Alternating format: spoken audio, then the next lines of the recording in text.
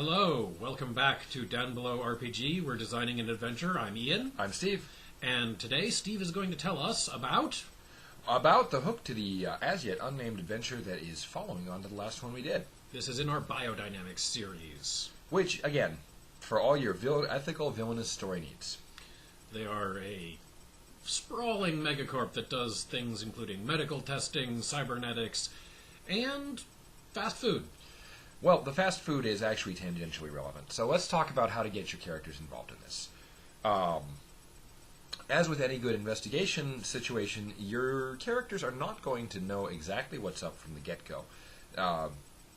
It's possible that you guys might decide that the actual adventure part of the investigation is the important part. Let's get boots on the ground, let's shake some people down, and then you narrate that this is what you find out. But we're going from the assumption that people want to explore and understand from the ground up.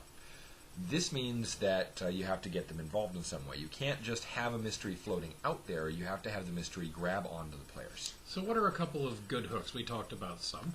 Yep. So the main hooks for this is, well, we're going to call them strange behavior. Okay.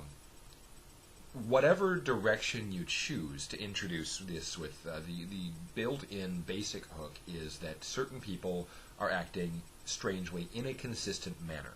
There doesn't appear to be a consistent pattern to these people, but the behavior is consistent. The behavior is untoward aggression.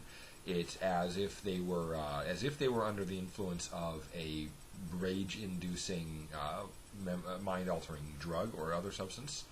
But when they are those that are in fact taken into custody, when they are tested, their bloodstream comes up clear of chemical markers. If the PCs are in any way connected to the institution that does the arresting, that right there could just be the clue. So if you're using this as a standalone and your PCs are enforcers, police agents, or possibly they are medical professionals of some sort, whether official medical professionals or down-below professionals, they might be the ones doing the testing to say this is weird. So hook one, you are officially or professionally involved in investigating this, whether for law enforcement, medical, or gang turf enforcement reasons. Yeah. Possibility. The second is that they are approached in some way. Perhaps they have a reputation from the last adventure of people who successfully blew the whistle on a major corporation, and so they're approached by the conspiracy theorists that we mentioned last time to try to figure out what's going on here. Or any of the aforementioned professionally interested agencies who... So if they have... I've got a job for you. If they have a reputation, they can be approached because of that reputation as some form of investigators on this particular project. The third possibility, though, is that they are directly confronted with these people acting strangely. It starts small. It starts with someone on the street just flipping out and assaulting someone else for no apparent reason, and then it becomes a pattern. This might become a simple pattern where the player characters are motivated by themselves to investigate. So the 10th person you see flip out over a badly delivered hamburger is possibly something that makes you start investigating, or it could have to get closer to home. A loved one, part of a loved one's family, a significant other, a brother, a sister, a parent. Possibly even one of the PCs themselves. So yeah, those are the basic hooks that would get people involved.